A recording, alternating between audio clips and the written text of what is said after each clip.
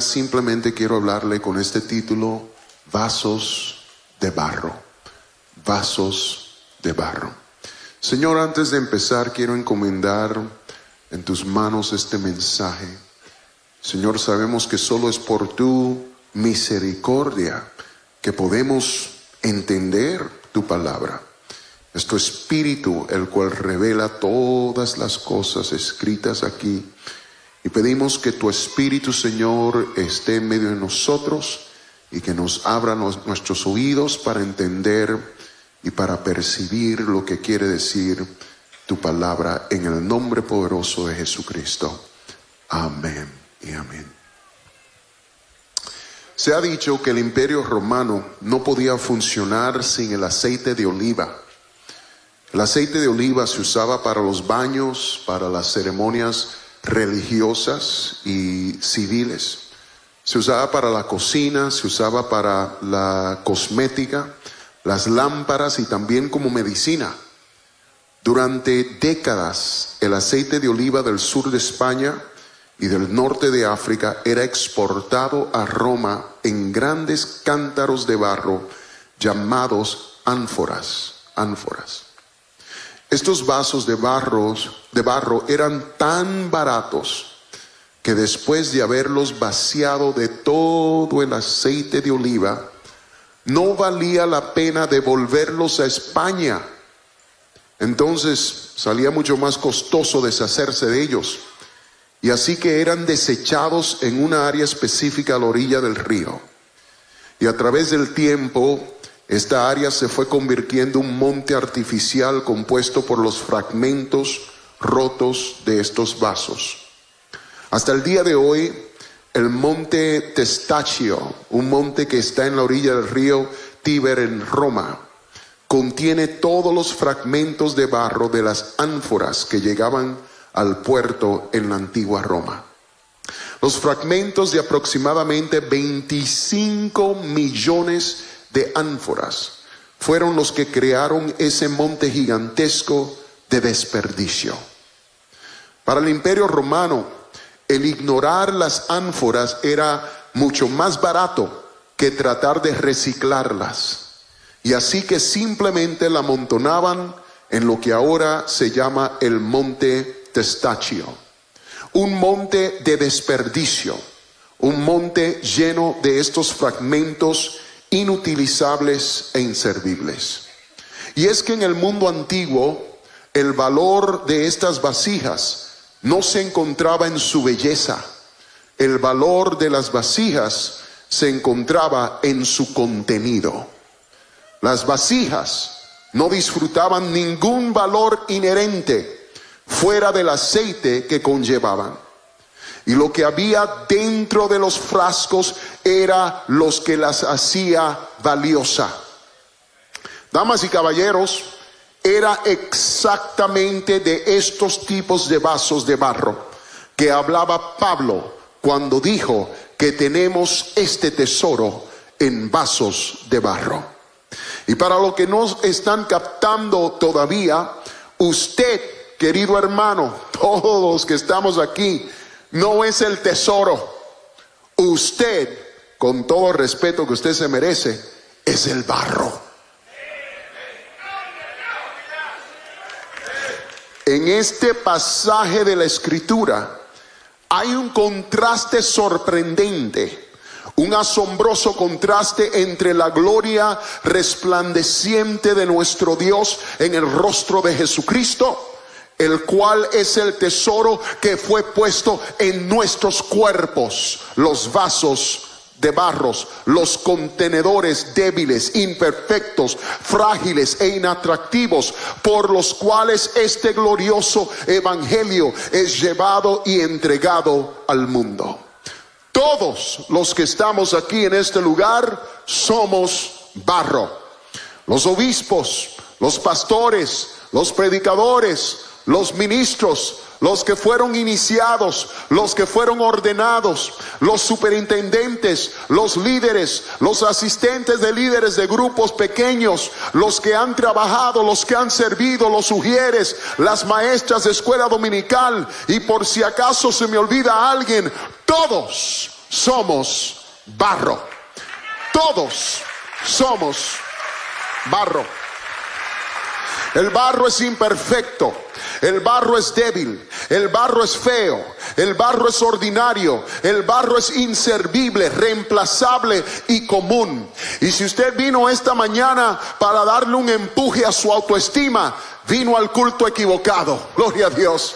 Pues a Dios le ha placido no usar vasos de tesoro, no usar grandes y lujosos personas. A Dios le ha placido usar vasos de barro, vasos frágiles, vasos de barro. David se comparó a un frágil vaso de barro. En Salmos 31:12, él dice: he sido olvidado de su corazón como un muerto. He venido a ser como un vaso quebrado. De estos vasos hablaba David, y él se comparó a uno de ellos. Isaías el profeta también muestra la fragilidad de un vaso de barro al describir cómo la tribu de Judá sería destruida. Él dice en Isaías 30:14: y se quebrará como se quiebra un vaso de alfarero, que sin misericordia lo hacen pedazos, tanto que entre los pedazos no se halla tiesto para traer fuego del hogar o para sacar agua del pozo. Así de frágiles, así de débiles, así de comunes eran considerados los vasos de barro. En 2 de Timoteo 2:20, Pablo dice: en una gran casa no solo hay vasos de oro y de plata, sino también de madera y de barro, unos para uso honroso y otros para usos viles. Los vasos de oro y de plata eran para usos honrosos, pero los vasos de barro eran las piezas de vajilla doméstica más barata y más comunes, literalmente desechables, y se usaban para usos viles. ¿Qué tan vil era el uso que se le daba a estos vasos? En la época de Pablo no era inusual que las personas ricas y los reyes almacenaran su oro y sus otros objetos de valor en estos vasos de barro. Estos serían luego enterrados en el suelo para esconderlos, pero ese no era el uso común de los vasos de barro. El vaso de barro era más adecuado para un propósito mucho menos honorable, como lo era retirar la materia fecal y otros desperdicios del baño y de la cocina. Eso era un vaso de barro. Ese era uno de los usos principales de ellos. Y no sé si usted me está siguiendo, pero Pablo dice aquí que nosotros no somos los vasos de oro, nosotros no somos los vasos de plata, nosotros somos los vasos de barro, de barro. Una y otra vez la Biblia nos da a entender figurativamente que nosotros somos vasos de barro. ¿Y a quién vino Jesucristo a salvar? Jesucristo no vino a salvar a los vasos de oro, Jesucristo no vino a salvar a vasos de plata, no, Él vino por vasos de barro. Él no vino por fuertes, Él no vino por sabios, Él no vino por inteligentes, ricos, nobles, pudientes. Él vino por los débiles. Él vino por vasos de barro. A los fariseos en Mateo 9 les dice: los sanos no tienen necesidad de médico, sino los enfermos. Yo no he venido a llamar a justos, sino que he venido a llamar a pecadores. Una vez más también dijo: te alabo, Padre, en su oración. Te alabo, Padre, Señor del cielo y de la tierra, porque escondiste estas cosas de los sabios y de los entendidos y las revelaste a los niños. Y Pablo también le dijo a los romanos: porque Cristo, cuando éramos aún débiles, a su tiempo murió por los impíos. Él no murió por salvos, Él no murió por santuchos, Él no murió por personas que digan: oh, mira, yo lo tengo todo bien. No, Él murió por débiles, Él murió por impíos, Él murió por vasos de barro. Gloria a Dios. Y si todavía necesita más evidencia, fue lo que Pablo le dijo a la iglesia en Corinto: pues mirad, hermanos, vuestra vocación, que no muchos sabios según la carne, ni muchos poderosos, ni muchos nobles, sino que lo necio del mundo escogió Dios para avergonzar a los sabios, y lo débil del mundo escogió Dios para avergonzar a lo fuerte, y lo vil del mundo y lo menospreciado escogió Dios, y lo que no es, para deshacer lo que es. ¿Por qué? ¿Por qué Dios escoge a meros vasos de barro? Amados hermanos, mire, el evangelio no fue llevado por la clase alta de Egipto. El evangelio no fue escrito por la clase alta de Grecia, o por la clase alta de Roma, o incluso la clase alta de Israel. Los mayores eruditos del mundo en ese momento estaban en Egipto, pero ellos no fueron los portavoces del evangelio. Estaban en la biblioteca más grande de la antigüedad en Alejandría, pero ellos tampoco fueron los portavoces de este evangelio. Y los filósofos más distinguidos estaban en Atenas, y los líderes e impulsores de hombres más poderosos estaban en Roma, y los genios religiosos estaban en el templo de Israel. Pero Dios no le plació usar a ninguno de ellos. ¿Por qué? Porque Dios solo usa a vasos de barro, vasos de barro, vasos de barro. Aleluya. El Señor pasó por alto a Heródoto, el historiador. Le pasó por alto a Sócrates, el filósofo. Le pasó por alto a Hipócrates, el padre de la medicina. A Platón, el filósofo. Y también a Aristóteles le pasó por alto. A Euclides, el matemático. Arquímedes, el padre de la mecánica. Hiparco, el astrónomo. Cicerón, el orador. A Virgilio, el poeta. Los pasó por alto a todos. ¿Y por qué? Porque él andaba buscando a un Samuel Valverde, andaba buscando a un Loami Díaz, andaba buscando a alguien que dijera: no tengo mucho, no sé mucho, soy pequeño y soy pobre y soy débil y soy analfabeto. Y él dice: oh, a mí me ha placido a escoger a los vasos de barro. Estaba buscando a vasos de barro. Aleluya. En sus mentes de estos grandes hombres, desde un punto de vista humano, esas personas eran vasijas magníficas, vasijas de oro, vasijas de plata. Y francamente estaban tan impresionados con su propio valor que no podían ver el valor del evangelio. Gloria a Dios. Y el Señor dijo: no es a ustedes a los cuales yo voy a enseñar y voy a escoger para ser mis portavoces. El evangelio, ¿sabe a quién llegó? Llegó a campesinos, a pescadores, a hombres malolientes del rancho por allá atrás, a publicanos, vasos de barro que fueron elegidos para sostener y proclamar y escribir el tesoro invaluable de la verdad del evangelio. Y para esos, gloria al nombre del Señor, para esos en esta tarde que se creen que son la última playa en Cancún, déjeme decirle algo, amado hermano, les tengo noticia: las 12 puertas en la Nueva Jerusalén llevan el nombre de 12 campesinos, hombres llamados sin letra y del vulgo. Te haría mucho bien si te humillas bajo la poderosa mano de Dios. Dios no anda buscando altivos.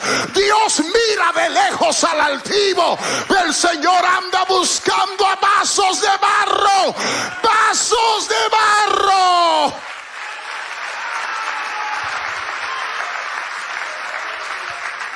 Desde el principio del mundo, Dios ha escogido a vasos de barro. Abraham, culpable de duplicidad, sin embargo se convirtió en el hombre de fe y amigo de Dios. Moisés, tartamudo, otro vaso de barro, de mal genio, sin embargo fue el hombre escogido para ser una nación y tener comunión con Dios y recibir su ley. David, culpable de adulterio, conspiración, asesinato, infidelidad, padre, se arrepintió, se convirtió en un hombre conforme el corazón de Dios, y él es el salmista número 1 en toda la historia, y aún en el día de hoy cantamos sus canciones. El dulce cantor de Israel, otro vaso de barro. Elías huye de Jezabel, pidió que Dios le quitara la vida, un vaso de barro, pero fue profeta. Isaías, en presencia de la visión celestial, como predicamos el viernes, él dijo: ay de mí que soy muerto, porque siendo hombre inmundo, oh, de labios, y habitando en medio de pueblo que tiene labios inmundos, han visto mis ojos al Rey. En otras palabras, soy un vaso de barro. Veo también por allí a Pedro. Ese no era un vaso de oro, ese no era un vaso de plata, ese era otro vaso de barro. El líder, el vocero de los 12 apóstoles, él negó a su Señor con juramentos y maldiciones, e incluso tuvo la audacia de corregir al Señor, pero fue restaurado por la compasión de Jesucristo. En medio de su desobediencia fue rehabilitado por el poder del Espíritu Santo para hablar con tan fuerza en el día de Pentecostés, para ser la agencia por la cual Dios dio a luz la gran introducción pentecostal a la iglesia. Y aunque fue un vaso de barro, hasta el día de hoy nosotros decimos: y Pedro les dijo: arrepentíos y bautícese cada uno de vosotros en el nombre de Jesucristo para perdón de los pecados, y recibiréis el don del Espíritu Santo. Ese era un vaso de barro, ese no era un vaso de oro, ese no fue vaso de plata, fue un vaso de barro. Pero a Dios le plació escoger a vasos de barro. Pablo, quizás el mejor cristiano que el mundo haya podido ver. Pablo, el cual escribió más de la mitad del Nuevo Testamento, fue ganado por el mismo Señor en una entrevista personal. Fue el apóstol a los gentiles, no un apóstol a los gentiles, sino el apóstol a los gentiles, el cual plantó alrededor de 20 iglesias, 14 por seguro, pero quizás 20 iglesias. Fue azotado 5 veces por los judíos a causa de Cristo, y hasta apedreado y dejado como muerto. Y aún con todo eso, Pablo dice en 2 Corintios 4:5, Pablo, el mejor cristiano en todo el Nuevo Testamento, él dice: porque no nos predicamos a nosotros mismos, sino a Jesucristo como Señor.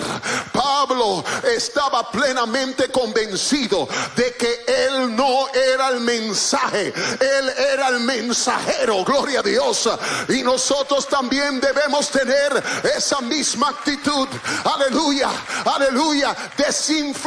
Tenemos que entrar aquí con el pecho adentro y con, aleluya, la cara hacia abajo, diciendo: Señor, usa mi vida. Tú eres el mensaje, yo soy el mensajero, yo soy el vaso, tú eres el tesoro. Señor, que te vean a ti. Es necesario que yo mengüe para que tú crezcas. Es necesario que mi luz se apague para que la gloria de Dios sea vista.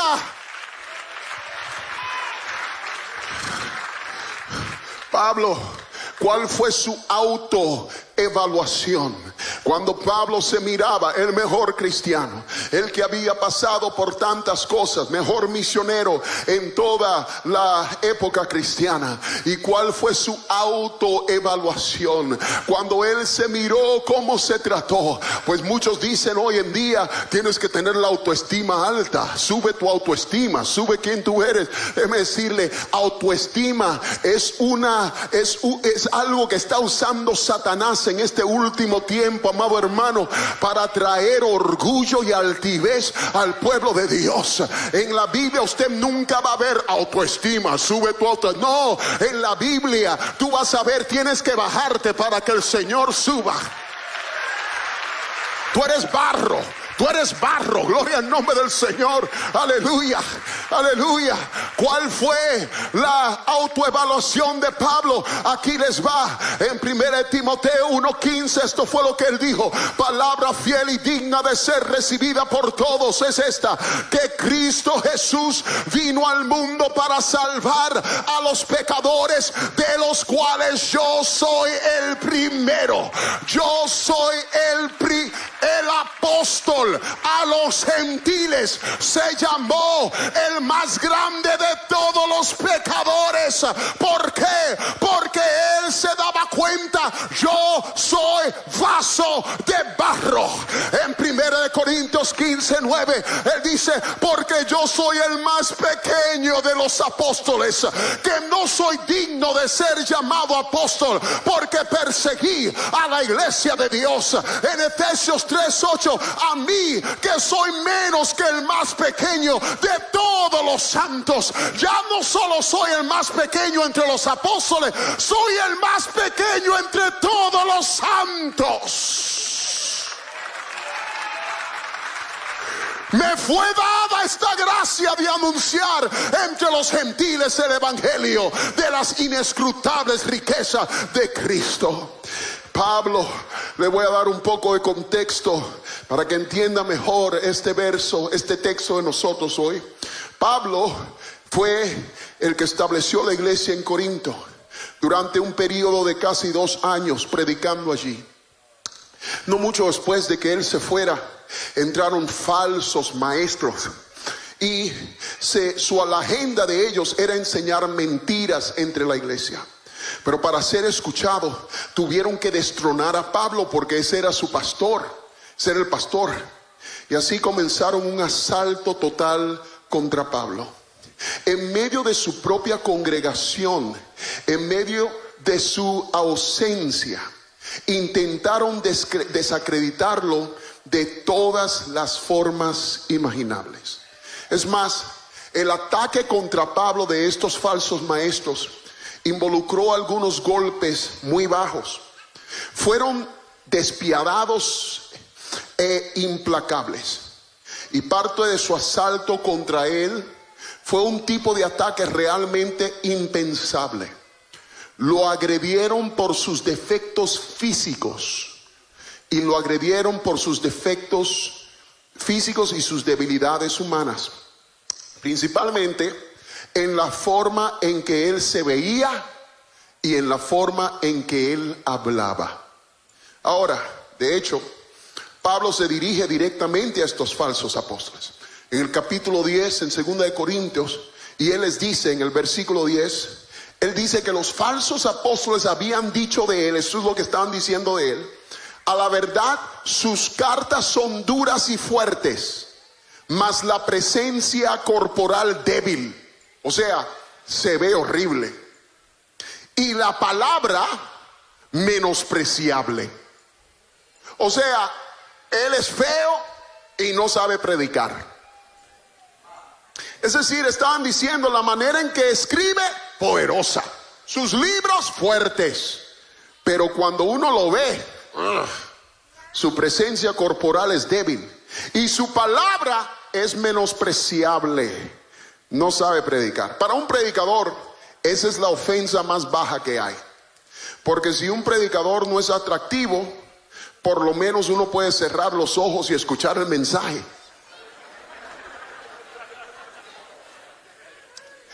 Y si no predica bien, pero por lo menos es atractivo y carismático. Entonces uno abre los ojos y cierra los oídos, y quizás al verlo algo bueno puede sacar de eso. Sácale una foto y etiquétalo en Instagram. Pero lo peor es cuando un predicador ni se mira bien ni se escucha bien. Porque ¿qué uno hace en ese caso? Eso es lo peor de lo peor. Por eso yo quiero predicar siempre bien. Y eso fue lo que dijeron de Pablo. Eso fue lo que dijeron de Pablo.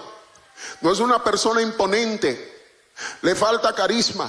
Carece de personalidad. Carece de buena apariencia. No tiene la presencia personal ni el poder personal para motivar a la gente. Hubo un documento que apareció a mediados del segundo siglo, el cual más o menos afirma saber cómo se veía Pablo. Nosotros no podemos confirmar 100% esto, pero el libro se llama Los Hechos de Pablo y Tecla.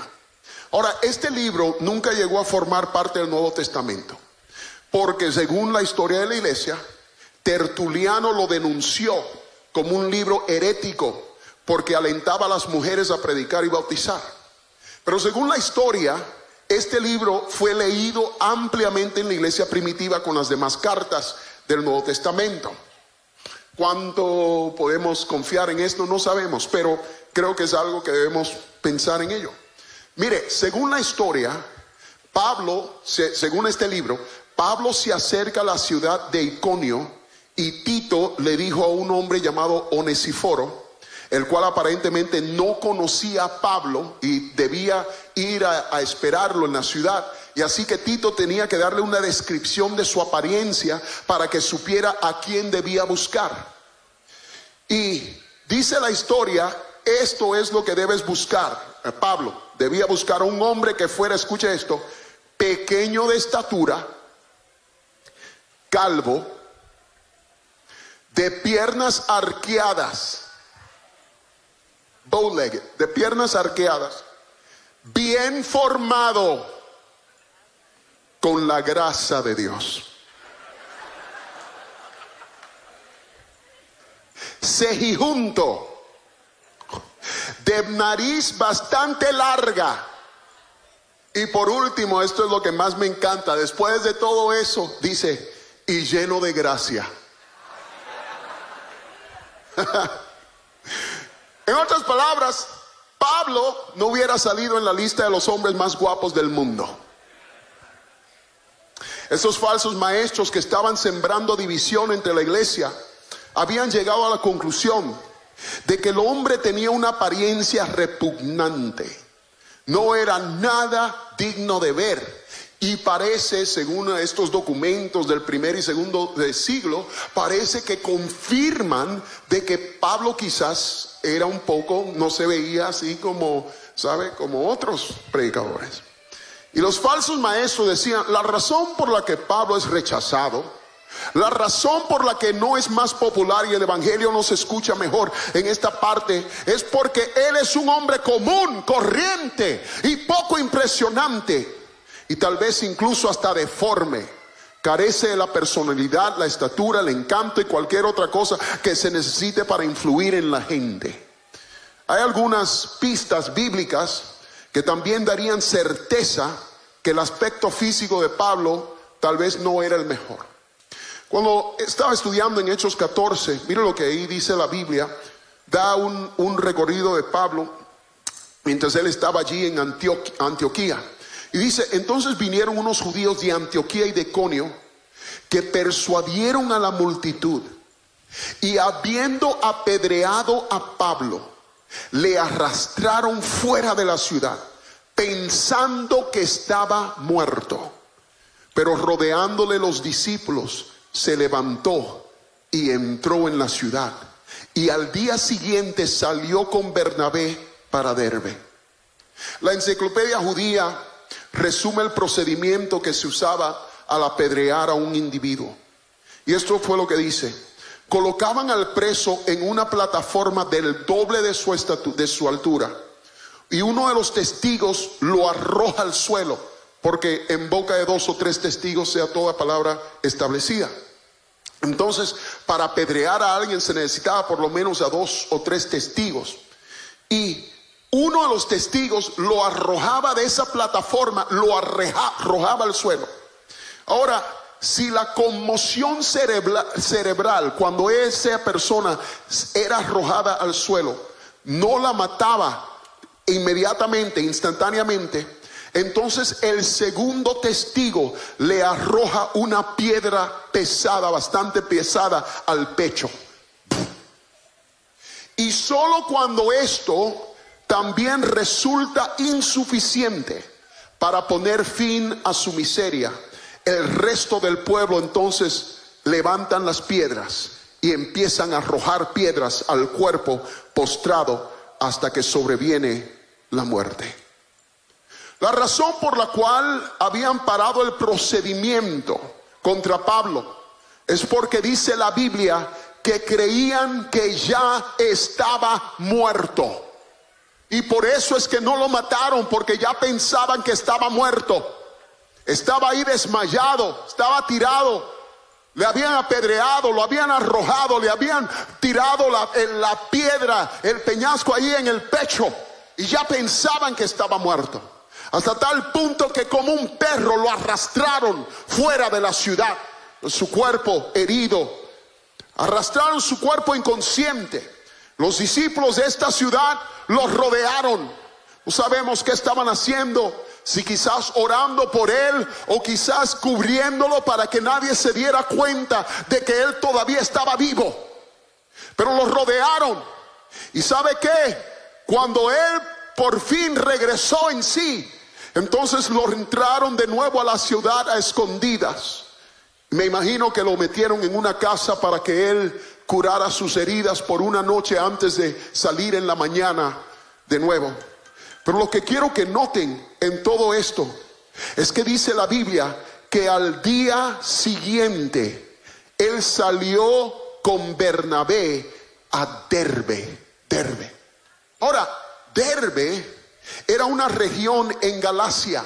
Si usted entiende la Biblia, cuando la Biblia le escribe a Gálatas, Gálatas no era una ciudad, Gálatas era una región, y la carta escrita por Pablo a los Gálatas no fue a una iglesia en particular, sino a varias iglesias en la región de Galacia.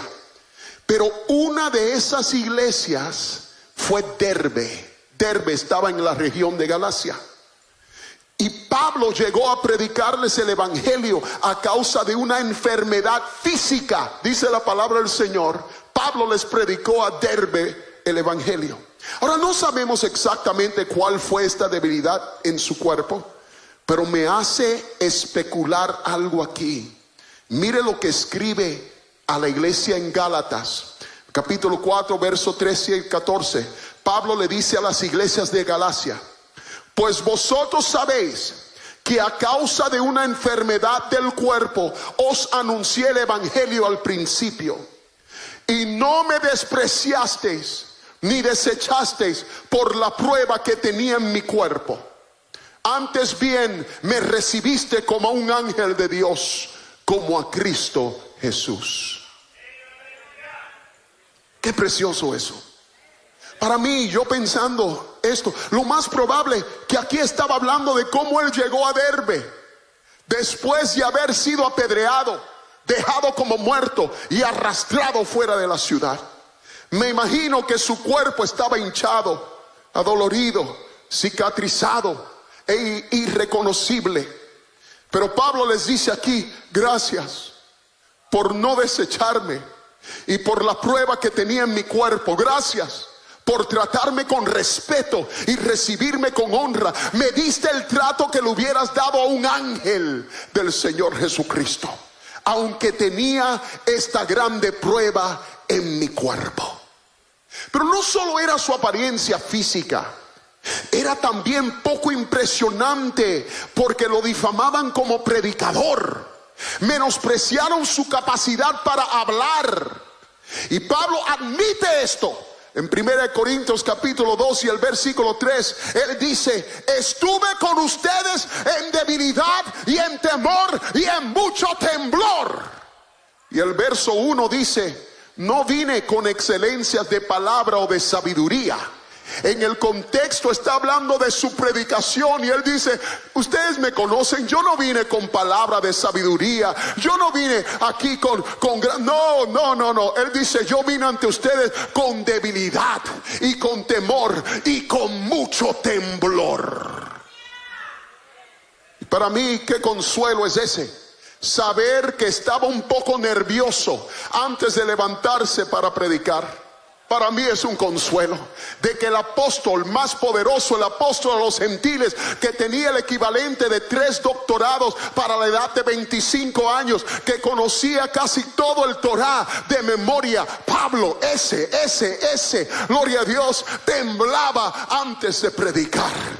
Amado hermano, qué consuelo es ese para mí, el que él temblaba y era consciente de sus propios defectos.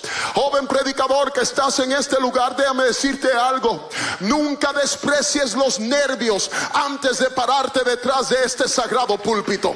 Nunca desprecies cuando te tiemblen las rodillas antes de pararte aquí.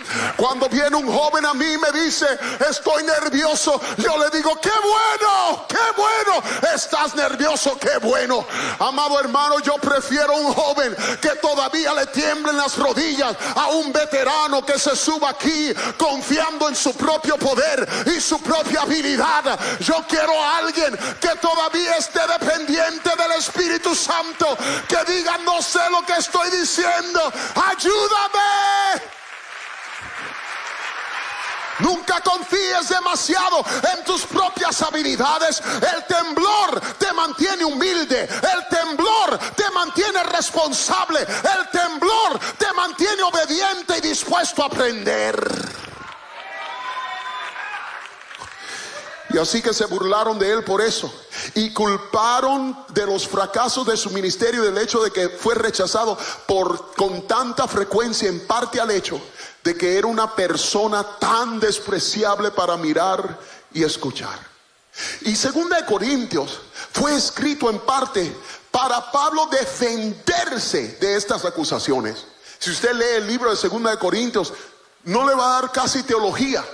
2 Corintios es más bien como una autobiografía del mismo Pablo, defendiéndose, porque decían, tú no eres apóstol, tú no eres esto, y tenía que defenderse frente a su propia iglesia. Y si hubiera sido yo, ¿sabe qué? ¿Cómo me hubiera defendido yo? Yo hubiera dicho, vaya, mira mi historial, mira mi pedigrí, búscame en Google. Si yo hubiera sido el apóstol Pablo, con todo eso hubiera sido lo que yo. Por eso es que el Señor no me hace el apóstol Pablo. Por eso es que el Señor me hace el pastor de Moreno Valley.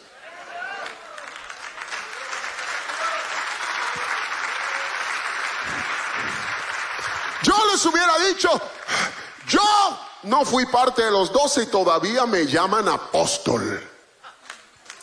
Tengo el equivalente de 3 doctorados y no de de una escuela acreditada, no de la Universidad de Tijuana Online.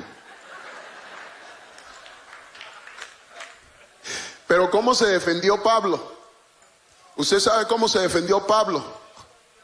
Pablo se defendió de esta manera: es verdad.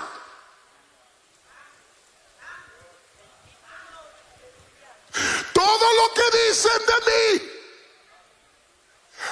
es verdad.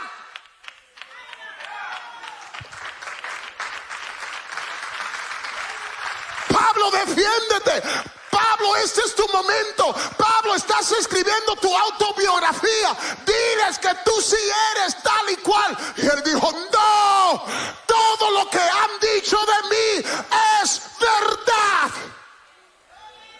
Porque Pablo estaba consciente de que la gloria y la majestad y la maravilla del nuevo pacto, la gloria de Dios revelada en el rostro de Jesucristo, estaba en su caso empaquetada en un mensajero común y humilde y frágil e imperfecto. Y es por eso que él llega al verso 7 y él dice: pero yo tengo este tesoro en un vaso de barro.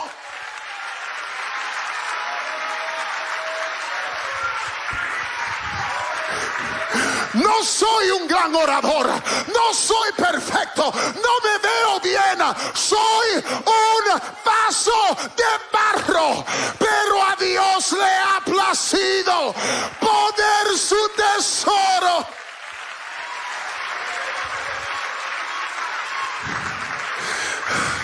Y termino diciéndole a esta congregación: y no es eso lo que somos nosotros también, no es eso lo que es tu ministerio, no es eso lo que soy yo y eres tú. Necesitamos un avivamiento de predicadores que estén conscientes de su debilidad. Necesitamos un avivamiento de esposas de predicadores que estén conscientes de que tú no tienes que ser perfecta para Dios usarte. Tú no tienes que ser una estrella para estar en el show de Dios. El Señor ha escogido a vasos de barro. Te ha escogido a ti y a ti y a ti.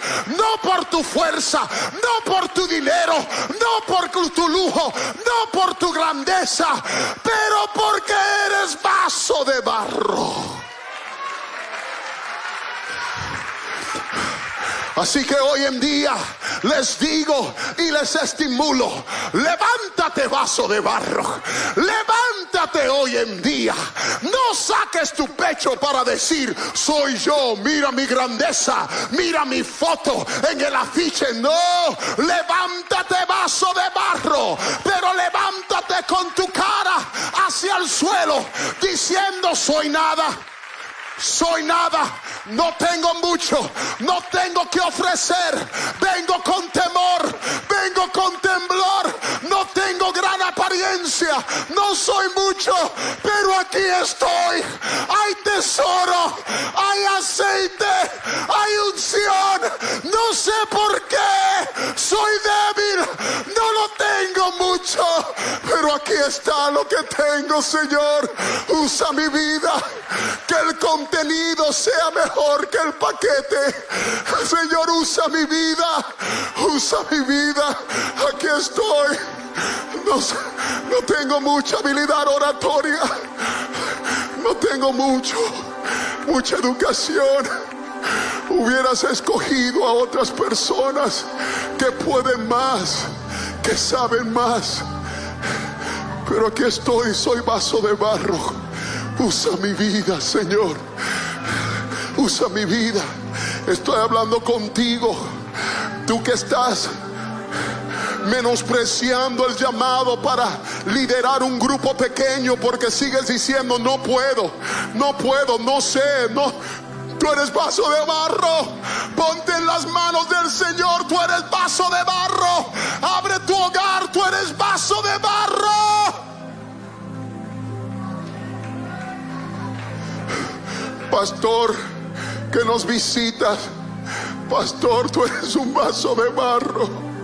Que nunca se te olvide que el día que tú te vayas de tu iglesia, el Señor tiene a miles de personas que pueden tomar tu lugar. Él no te necesita. Tú no eres irreemplazable.